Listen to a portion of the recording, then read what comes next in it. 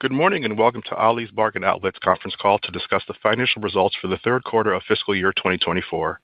Currently, all participants are in a listen-only mode. Later, we will conduct a question-and-answer session, and interactive instructions will follow at that time.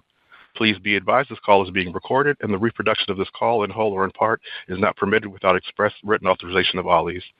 Joining us on the call today from Ollie's management are John Swigert, Chief Executive Officer, Eric van der Valk. Certain comments made today may constitute forward-looking statements and are made pursuant and within the meaning of the safe harbor provisions of the Private Securities Litigation Reform Act of 1995 as amended. Such forward-looking statements are subject to both known and unknown risks and uncertainties that could cause actual results to differ materially from such statements.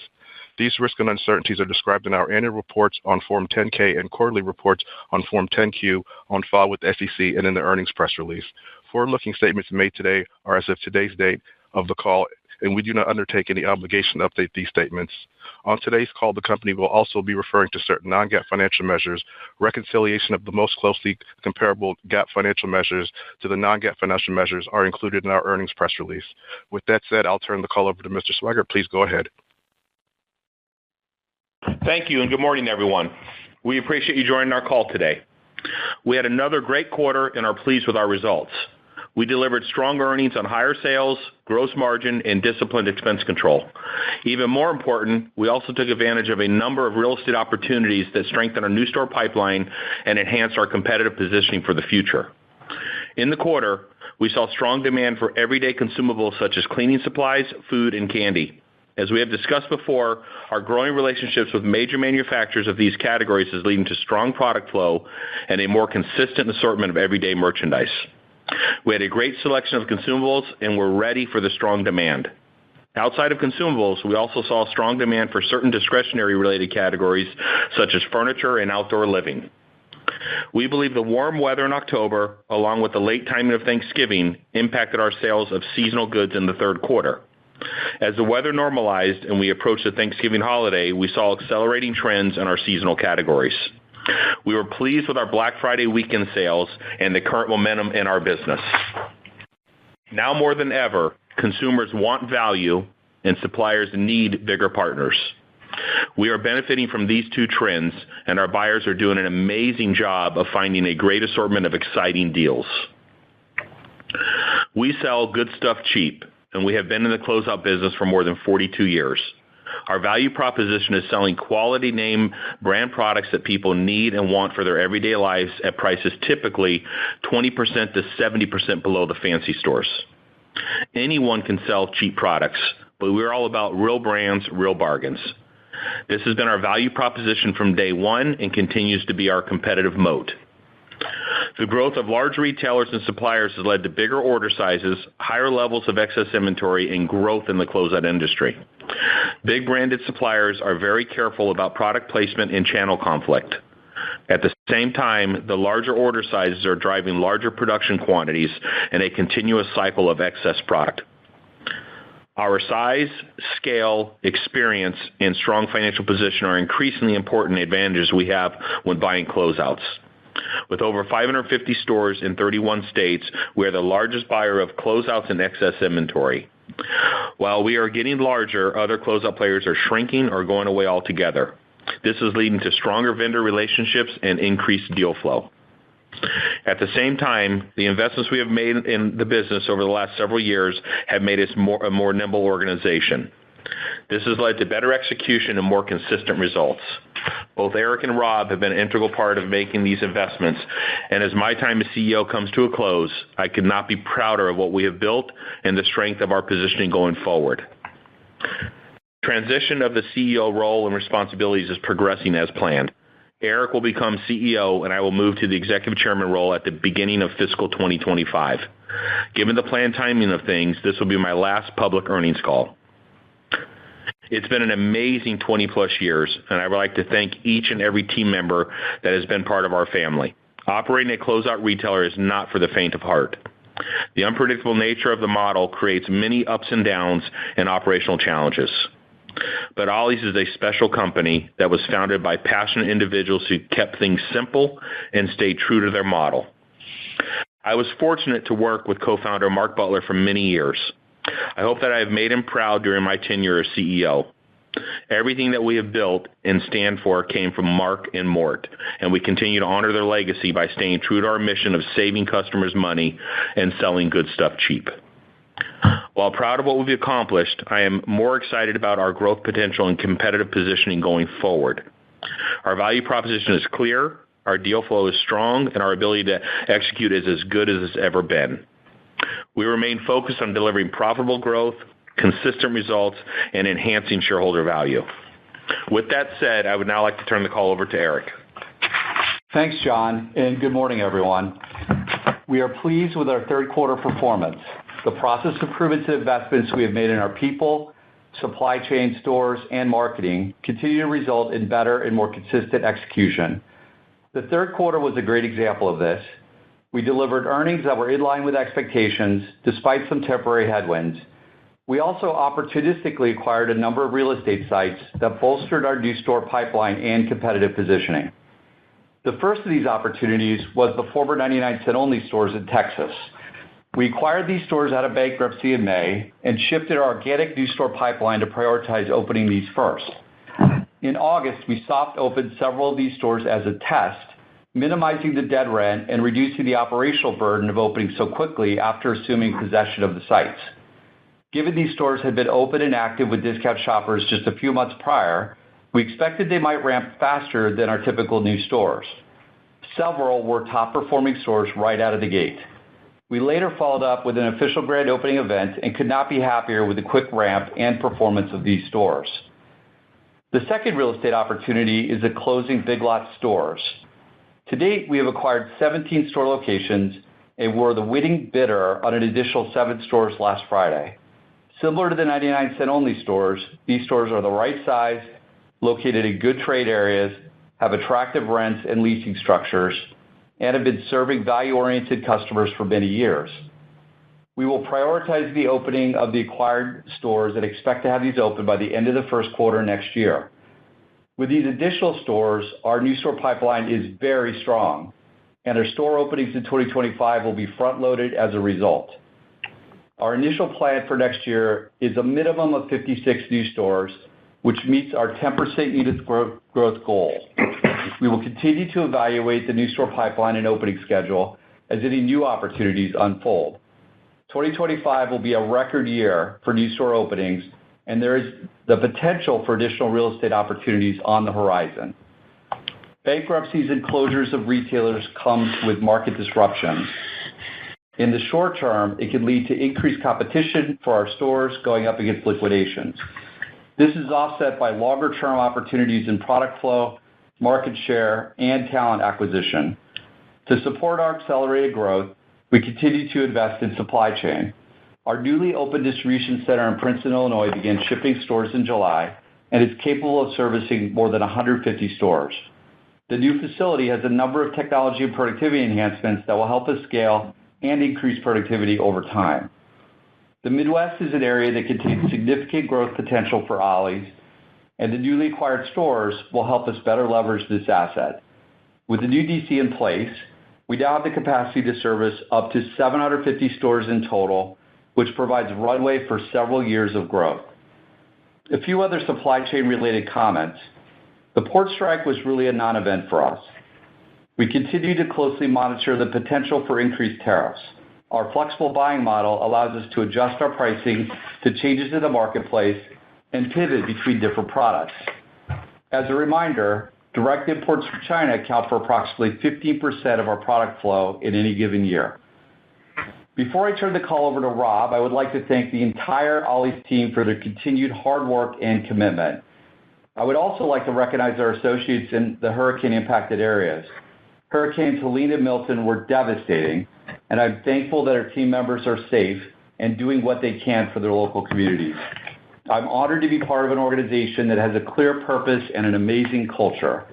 We are proud to sell good stuff cheap and save customers money on the things they want and need. I would also like to thank John for his leadership and impressive 20-year career in which Ollies delivered nearly unparalleled results in the retail industry. We are especially appreciative for the leadership John provided through the unexpected passing of Mark Butler, which took place only moments before the pandemic started. He's been an incredibly strong shepherd of the business model and our culture. I appreciate John's mentorship and the trust he and the board have placed in me to lead Ollie's into the next phase of growth. Thank you. Rob. Thanks, Eric, and good morning, everyone. We are very pleased with our third quarter results. We delivered a 14% increase in adjusted EPS, driven by an 8% increase in sales, a 100 basis point increase in gross margin, and disciplined expense control. We also opened 24 new stores in the quarter, which was a record number for us. In the third quarter, we faced a number of short-term headwinds that impacted sales.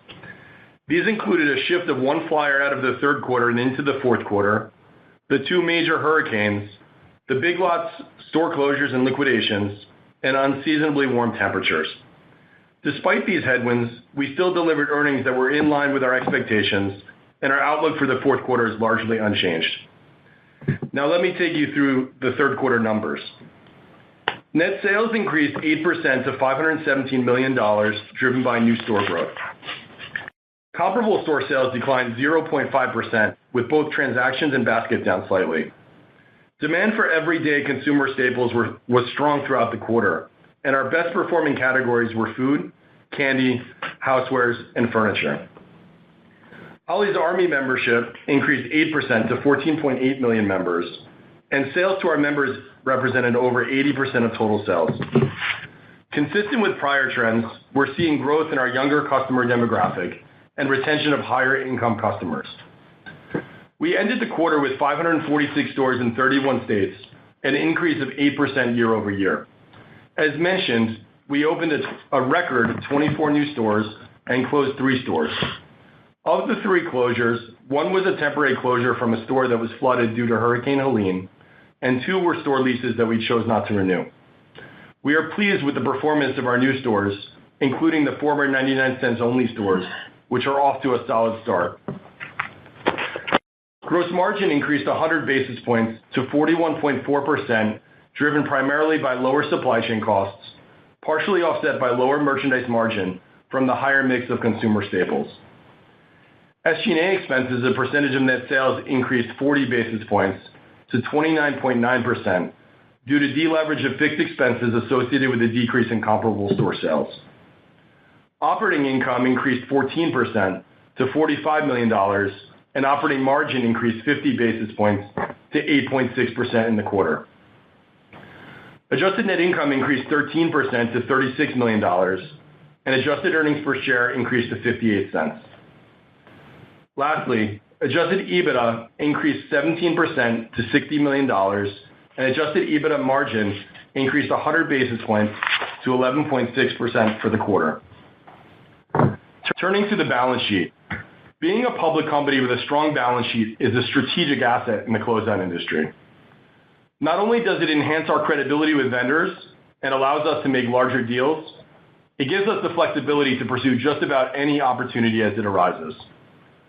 We ended the quarter with $304 million between cash on hand and short-term investments, and no outstanding borrowings at our revolving credit facility. Inventories increased 14% to $607 million, primarily driven by new unit growth and the timing of receipts. Capital expenditures totaled $31 million for the quarter and were primarily related to the development of new stores and the remodeling of the existing stores.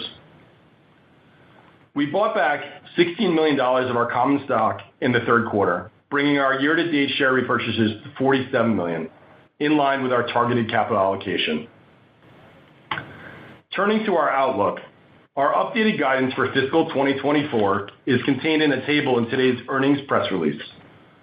Our outlook for the fourth quarter is largely unchanged, and we feel good about our positioning heading into the Christmas holiday and remaining weeks of the fiscal year. The ranges for net sales and comparable store sales are now $2.27 to $2.28 billion and 2.7 to 3% respectively.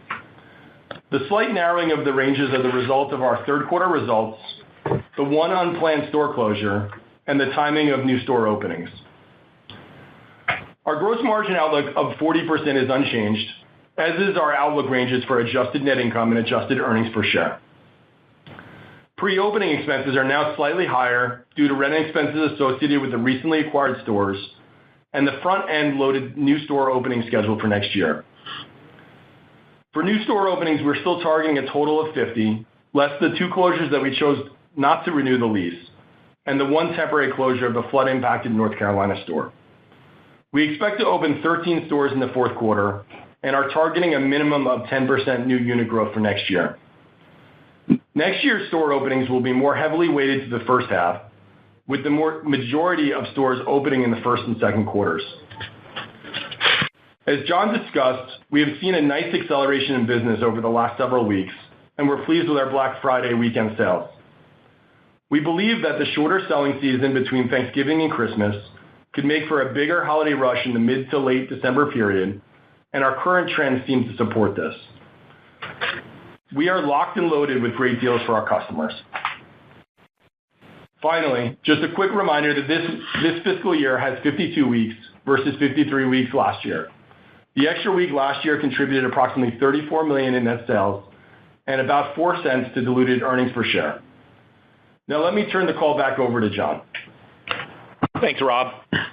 I would like to thank the entire Ollies team for everything they do. It's truly the combined experience, passion, and commitment from everyone that makes Ollie successful. I could not be prouder of what we have accomplished and look forward to our future success. As we say, we are Ollies! That concludes our prepared remarks, and we are now happy to take your questions. Operator? Thank you. Ladies and gentlemen, if you have a question or a comment at this time, please press star 11 on your telephone. If your question has been answered, you wish to move yourself from the queue, please press star 11 again. We'll pause for a moment while we compile our Q&A roster.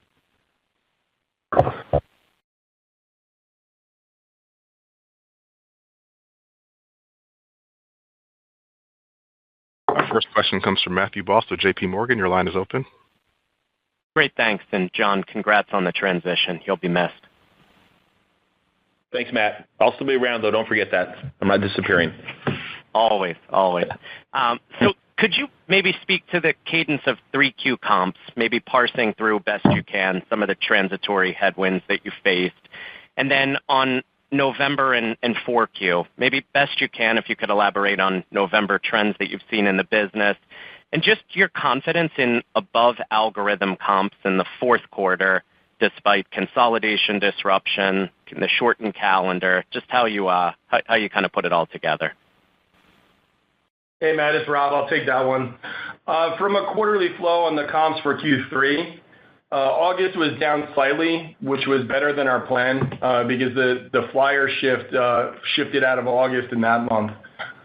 September was up slightly positive, which we thought was really good considering that was the month in which we were impacted by the hurricanes, which was about, call it a 50 basis point impact to our comp overall for the quarter. And then lastly, we ended in October, and October was the softest month of the quarter. It was down, call it negative low single digits, and that's really where the warm weather started to impact us in our seasonal categories. Coming into the fourth quarter, our trends are good. We were pleased with the Black Friday weekend and holiday. We've seen as we're getting closer to the Christmas holiday, our trends continue to strengthen. And from a over-algo perspective from the fourth quarter, remember we do have that flyer shift that shifted out of August and shifted into this quarter. So that gives us about an extra 100 basis points of comp, and that flyer still sits ahead of us today. Great. And then maybe, Eric, as a follow-up, could you just elaborate on the white space unit growth opportunity multi-year you see? Just puts and takes to consider relative to the 10% plus unit growth for next year. And just as the fleet expands, what are you seeing from vendor relationships? We lost audio. So go ahead with your question, Matthew. Okay, great. So, Eric, could you elaborate on the white space unit growth opportunity multi-year? Any growth governors to consider relative to the 10% unit growth minimum that you cited for next year? And just with the greater size and scale, what are you seeing with vendor relationships and closeout opportunities? Sure, Matt. As we look into 25 and beyond, but certainly in 25, we've looked at real estate on really an opportunistic basis, and there are a lot of opportunities out there in this moment. In addition to Big Lots, there are several other retailers that are in either a state of distress or liquidation, and we're looking at all of the real estate. We're in the process, whether it's through an auction process or working direct with landlords if we're able to. And opportunistically, we'll accelerate beyond the 10%. Can't really talk too much beyond 25 as the pipeline is built out for 25 at this point, moving into 26. The governor in this moment, we've invested in infrastructure to support opening as many as 75-ish to 80 stores, and that's an operational kind of self-imposed governor based on the infrastructure we have in place today. So what I don't want to do is get ahead of ourselves and guide 25 in any way, shape, or form, but we are giving direction, 10% unit growth with opportunities to accelerate beyond that. What we've been seeing in terms of closeout flow and product availability is that our size and scale have been actually very helpful in giving us access to more closeouts. We've developed more direct relationships, some larger important vendor relationships, especially in the consumables world, and our ability to be able to take all of the deal is a differentiator. It's somewhat a competitive advantage. And I'll just remind you and everyone that, and Rob stated it in his remarks, that our balance sheet remains very strong in an environment where, that we're working in today. That strong balance sheet attracts vendors to us to sell with great payment terms and liquidity and the assurance that they will get paid. Thank you. One moment for our next question.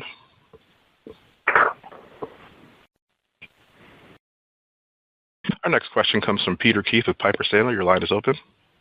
Hi. Thanks. Good morning.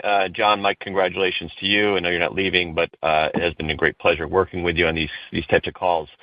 I did want to dig into the dynamic around the Big Lots store closures. I think you called it out as a headwind to Q3. I wonder if there's any quantification there. And then we do have a lot more closures happening in Q4. Could that be a potential headwind as well that we should be contemplating as the quarter progresses? Thanks, Peter. This is Rob. I'll take that question.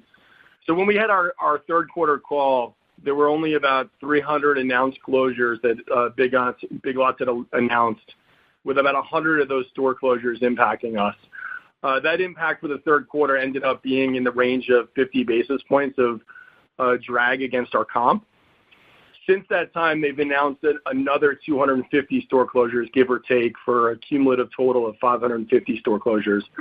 These closures commenced very late in the third quarter and will be taking place through the end of the holiday season. So we embedded a similar amount of drag, so call it 50 basis points in our fourth quarter guide. Okay. Very helpful. Thank you. And then related to the store acquisition, so I guess the math is I think you've acquired 17, and then you've got a potential 7 more Big Lots stores, so it could be up to 24. I guess, what's your thinking around these? It was intrigued to hear that the 99-cent only stores are opening up quite strong. Does that inform any thinking around these stores that you're buying now and how they could open up in early 2025? It certainly does inform how we think about it. We think that the stores could ramp very quickly. We're excited about these acquisitions. It's great lease economics, good customer demographic, strong street visibility, and great box sizes. So we're really excited about these. Okay. Sounds good. Thanks so much. Thanks, Peter. One moment for our next question.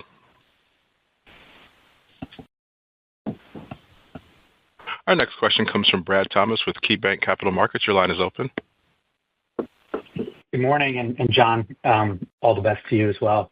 Wanted to first ask about just operations and how you plan the organization for this accelerating square footage growth, just to ensure that these new stores are as strong as they can be out of the gate, and how other stores don't suffer as you get inventory to this accelerating amount of square footage growth. And then I know you don't have a lot of commentary on 2025, financially, but just at a high level, if there's any margin puts and takes that we should be thinking about. Thanks. Sure, Brad. It's Eric. I'll take the first question. We have invested in our infrastructure, anticipating both supporting the 10% unit growth plan going forward, as well as the potential to accelerate at 25. Project management resource is one of the bigger areas that we've invested in, which is construction and our new store setup teams, ensuring that we're hiring ahead, making sure we have the leadership in place, infrastructure and store leadership in general. And then the DC network, which I talked a little bit about in my opening remarks, is another one that we've gotten ahead on with now the DC network able to support 750 stores. We have no concern about bandwidth throughput on the DC side as well. And from an earnings outlook on 2025, we typically don't give too much color on our third quarter call around that. What I would say is that when you think about 2025, it's firmly going to be steeped in the our long-term algo, working our way back to a 14% EBITDA. And there's potential for outsized EPS growth because of the front loading of the store opening schedule, which is something we haven't seen for several years here. Great. Thanks, Eric and Rob. One moment for our next question. Our next question comes from Chuck Grom with Gordon Haskett. Your line is open. Hey, good morning. Thanks very much. Can we just double-click on the acceleration in your business over the past few weeks? And I guess, can you also dig into why you think the consolidated calendar could accelerate business in the coming weeks? And I think, Rob, you said that you still have one flyer to come. Can you just confirm that? Yeah, it's Eric. So from where we sit today, there is a lot of meaningful business still in front of us with the calendar shift and the condensed calendar. The flyer shift is in front of us, meaning it's ahead of us, and it's planned in a week. When you look at how the business, we expect the business to flow. It's planned in a week that is very, very meaningful, and we're putting some great deals out there to attract customers into the stores on a somewhat last-minute basis as we approach the holiday. Also keep in mind that between now and Christmas, there are 2 additional shopping days, even though there were fewer in the total season. So we're reading the business to date and the business to come, and we feel good about where we're at. Okay, great. Thanks very much. And then just on Ollie's Army, over 80% of sales.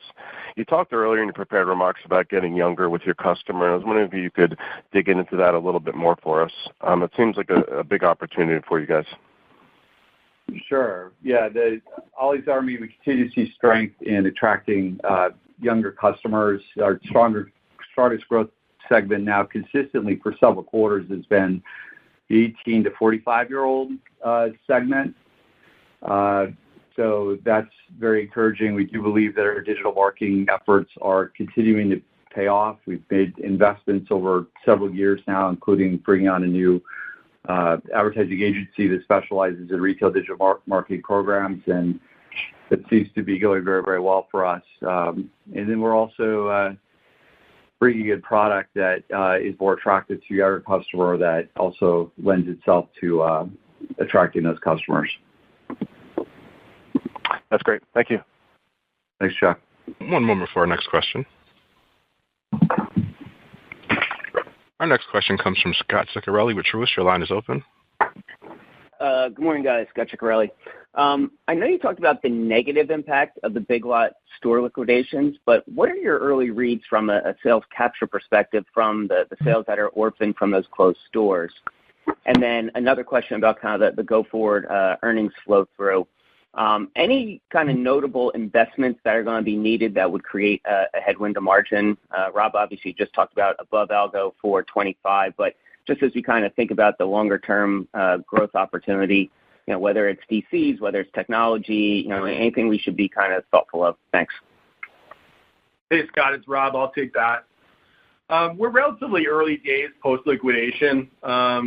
the first round of liquidation is only finished up about a month ago. We've seen some glimmers of pickup since the nearby stores have closed, but it's too early to give a solid readout on it yet. From an investment perspective for the accelerated growth, we've already made a bunch of those investments this year and readying ourselves for next year. So you're not going to see any significant investment in SG&A, any significant investment in technology. We have what we need in place. One thing that you'll see over the years with accelerated growth is we'll continue to make supply chain investments in the form of distribution centers. And that, the faster that we grow, the sooner we'll get to our fifth distribution center, which is still, a couple of years off at this point.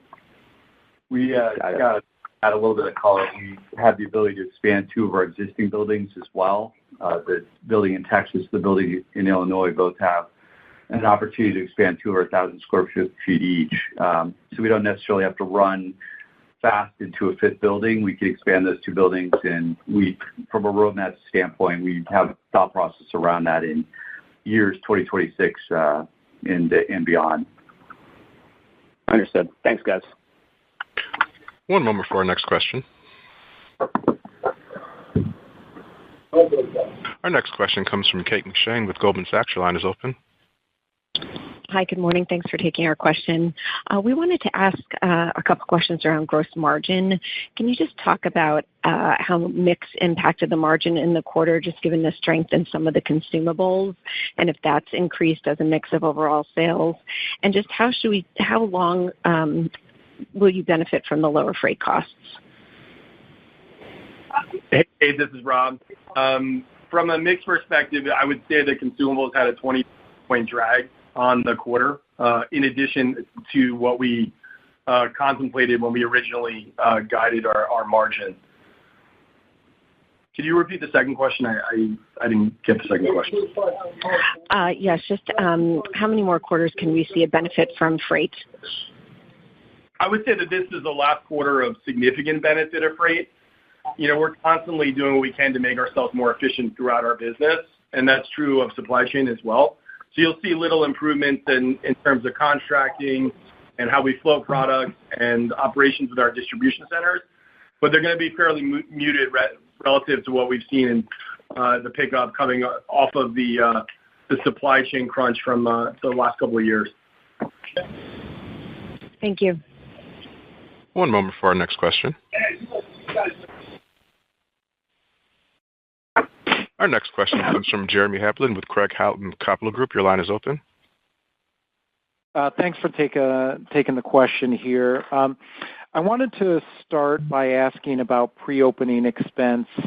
Rob, I think you noted it's going to be a little bit higher than what you had previously anticipated, which I think was about $17 million for the year. Wanted to see if you could quantify, given the stores that you're bringing on, how much that would change here in 24. And also, as we look ahead to 25, if you can kind of give us an early read of, how we should be thinking about that year. And then my second question is just getting a bit more granular on the performance of the new stores, understanding, how are the 99-cent only legacy stores performing relative to the typical Ollies, and then, what you're thinking about in terms of the Big Lots legacy stores versus your typical Ollie. Sure. From a pre-opening perspective for the fourth quarter, there's about an additional, call it penny, of EPS drag relative to the Big Lots stores. We take those stores over and pay the dead rent as soon as we acquire the lease. So that's contemplated in our guidance for this year. For next year, no really big changes in how we're thinking about pre-opening, aside from just the front loading of expense that you're seeing a little bit in the fourth quarter as well there. But kind of status quo for next year we'd expect. Yeah, Jeremy, just a little more color on, we call them warm stores for new stores or stores that were open, in the somewhat recent past. You remember a lot of the real estate that we take on in our organic pipeline and second-generation real estate And the retailer that we're replacing has been out of business for 5+ years oftentimes, and we have to kind of rack our brains to remember even who they were, because some of this is some very cold boxes. So what we found with 99 Cent is that there were customers showing up to the stores that thought the store was still 99 cents and discovered that it wasn't anymore. We're not disappointed because it is a discount-oriented customer, and our business model, though somewhat different from 99 Cent, was similar enough that the customers found it to be appealing and attractive. And it's too early to quantify what all that means, but I said in my opening remarks that we were very happy with the initial response of customers with almost no marketing or grand opening event.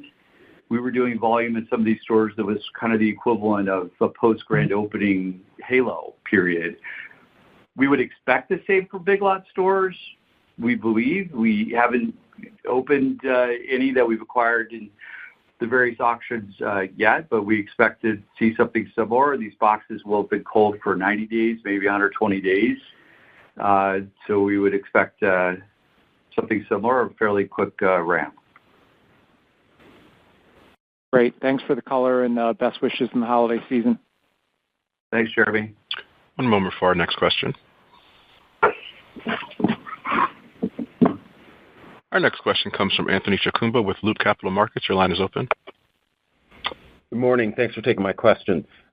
So in terms of the Big Lots and the 99 cents only stores, are there any noticeable differences from your core store base? In other words, like are they significantly bigger or smaller in size? Are they more in sort of urban locations relative to your stores? Just anything that that you think is worth pointing out in terms of any differences. Sure. Anthony, it's Eric. The 99 Cent stores were slightly smaller than the average store that we opened. They were in the mid-20s, and our average typically runs a little over 30,000 square feet. So there are slightly smaller. There were a couple of them that were actually sub 20,000 feet, which is very unusual for us. But the majority of them were, above 20 and again, averaged in the mid-20s. For the Big Lots stores, the gross square footage of the total box is very similar to ours, but they have larger back rooms. So we're making some adjustments to the selling square footage in some of those stores to ensure that it's more similar to our box size. But I would expect the Big Lots stores to be slightly smaller on average in terms of selling square footage than our average store. Got it. And then just one quick follow-up. So you talked about that flyer that shifted out of the third quarter into the fourth quarter. Any and maybe this is too granular, but any thought in terms of what the comp hit might have been from that, or another way to think about what the comp benefit will be in the fourth quarter? For the third quarter, we think that it was slightly less than 100 basis points, but just about there. For the fourth quarter, we'd expect about 100 basis points of improvement. Got it. Thanks so much, and good luck with the rest of the holiday selling season. Thanks, Anthony. One moment for our next question. Our next question comes from Melanie Nunez with Bank of America. Your line is open. Hi, thanks for taking my question. I just wanted to talk on gross margin for a second. I know you talked about some of the mix impact. Just anything to think about for 4Q in terms of the merch margin and how your mix changes in this quarter? Thanks. Our fourth quarter guidance carries over a little bit of the mix. We thought that was prudent because we have seen our consumers responding to consumer staples. I think I mentioned in an earlier question, the supply chain improvement is much more muted as we lap costs. Aside from that, everything else is pretty status quo. Shrink is pretty stable, so we're planning shrink pretty stable, albeit at a higher level. But nothing else really to comment on in gross margin. Great. Thank you. One moment for our next question.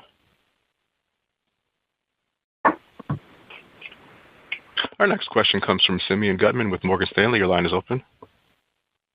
Hi, this is Zach on for Simeon. Thanks for taking our question. Inventory was up 14% in the third quarter, a bit higher than sales growth of 7.8%. You did call out new unit growth and the timing of receipts, so it seems like it's mostly just normal course of business. But can you speak to if there was any pull forward of product for the holiday season, or also in perhaps in front of any potential tariffs? Thanks. Nothing significant to call out about inventory growth. We have been playing a little bit of catch-up on inventory growth for the last couple of years relative to our unit growth, and we feel really good and confident about our 14% unit inventory growth. We are locked and loaded with deals for the holiday season. Great. Thank you. One moment for our next question.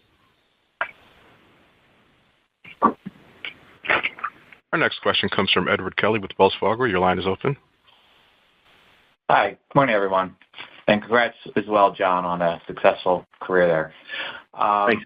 My first question, I wanted to ask you about SG&A and labor. You made some changes around the workforce, full-time, part-time.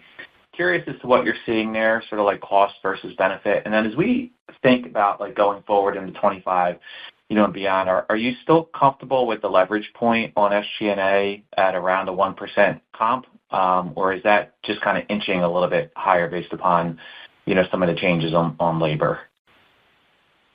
Sure, Ed. I'll take the questions. We are still in the early stages of testing the benefits to the full-time, part-time mix change. Just to remind everybody, we're currently 60% part-time and are moving to a 50-50 ratio. So we're in a few dozen stores testing that change. We also are testing a leadership structure change that we believe will help us to better execute the stores alongside the full-time, part-time mix change. So we'll have the stores better covered from a leadership standpoint. It will help us to better execute. We ultimately look at this as expense neutral. We look at our investment in leadership and a full-time person being a more productive and career-oriented person offsets the wage investment that we make in full-time people and is net neutral. The leverage point for SG&A is closer to 2% going forward based on the investments we've made in the business. Great. Okay. And just a quick follow-up, related to the Big Lots opportunity. Any sort of thoughts on the Big Lots plan going forward? And I ask this question because they've had some stores that were liquidated that are no longer going to close. It's like, 70 stores or so that are now going to remain open. I think some of the discounts that they're running on these liquidations has been decreasing versus where they were historically. And there's been, talk coming out of, I think, Big Lots around, maybe, a strategy that might lean a bit more into closeouts. I'm just kind of curious as to how you're thinking about, this going forward, as you sort of look at your competitive landscape. Yeah, it's hard to say, Ed. We're focused on running our business. We're not real focused on Big Lots, except to the extent that the liquidations are somewhat disruptive.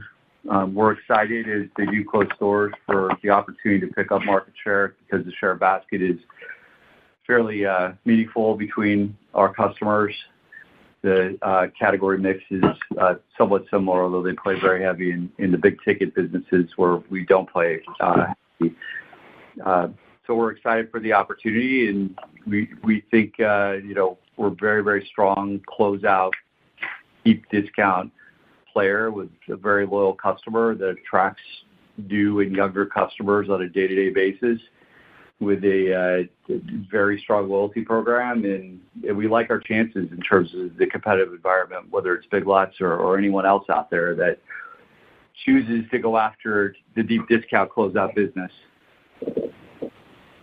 Great. Thanks, guys, and good luck this holiday. Thanks, Ed. Again, ladies and gentlemen, if you have a question or a comment at this time, please press star 11 on your telephone. One moment for our next question. Our next question comes from Mark Carden with UBS. Your line is open. Morning. Thanks so much for taking the questions. So on tariffs, your commentary has been helpful. How do you think about the balance of incremental purchasing costs relative to the potential for higher demand that could come if customers become more pressed on their spending?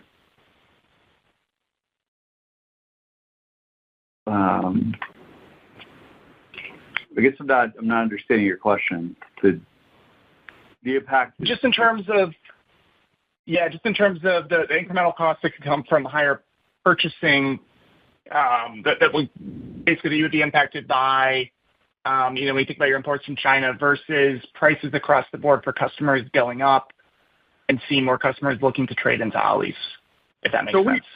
We generally thrive on disruption, and the tariffs are one of those disruptive events. We think that if anything, the tariffs could create an additional closeout opportunity where some other traditional retailers may be priced out of goods because of the incremental tariffs, that we may be able to get those products at a bargain and share those bargains with our customers. So being a price follower, it positions us well to navigate through the tariff situation. Got it. That's helpful. And then I know it's early days, but any takeaways from your initial credit card rollout in Pennsylvania? And just how does this customer compare to your typical Ollie's Army member? Yeah, Mark, it's Eric. The rollout's going well. We're in about 70 stores now. It's a test and learn phase. We're trying to understand best what's the most effective way to continue to roll out the program in the 2025. We'll take probably most of 25 to complete the rollout. It's going better than expected in certain ways. The approval rates are a bit higher than we expected, and the spend is higher than we expected. So it's off to a very good start. I can't answer the question on how the demographics compare. That's a good question. It's something we haven't studied yet, but we will. Sounds great. Thanks so much. Good luck, guys. Thanks, Mark. One moment for our next question. Our next question comes from Paul Lejuez with Citi. Your line is open. Hey, thanks, guys. Curious if maybe you could talk a bit more about the buying environment where you're seeing increased availability. I think you mentioned in the consumables category, but also curious if there are any pockets where you're not seeing as great of availability. And then second, just as we think about the gross margin structure longer term, is there anything to think about as consumables take up a larger percentage of sales? How you think about gross margin targets, any different, if at all? Yeah, Paul, this is John. With regards to the overall deal flow, it's been pretty wide all the way around all of our departments. We're not seeing a shortage in any category. It's been pretty strong, and it continues to flow very well. There was a small period of time where there's a little bit of slowness in HBA, but that has turned around, and we're seeing some good deal flow on the HBA front. But overall, we're very excited about what we're seeing. I do believe that with the disruptions that's been out there and the changes that are taking place in the marketplace, we're seeing a lot more product flow out there with regards to the overall deal flow. Rob can answer you on the overall margin and the impacts on the consumables. From a gross margin perspective, we're not thinking about the gross margin targets much different. The algo is 40, remains 40. We would say we are seeing a slightly higher drag relative to consumer staples, but we love those businesses because it has built-in frequency and customer visits that bring our customers back for the consumables as well as the great deals. The drag on the gross margin, we think we'll be able to offset in operational efficiencies through supply chain. Got it. Thank you. Good luck. Thanks. Thank you. And I'm not showing any further questions at this time. I'd like to turn the call back over to Eric. I would like to thank everyone for their time and interest in Ollie. We look forward to updating you on our continued progress on our next earnings call. Thank you. Thank you, ladies and gentlemen. This does conclude today's presentation. You may now disconnect and have a wonderful day.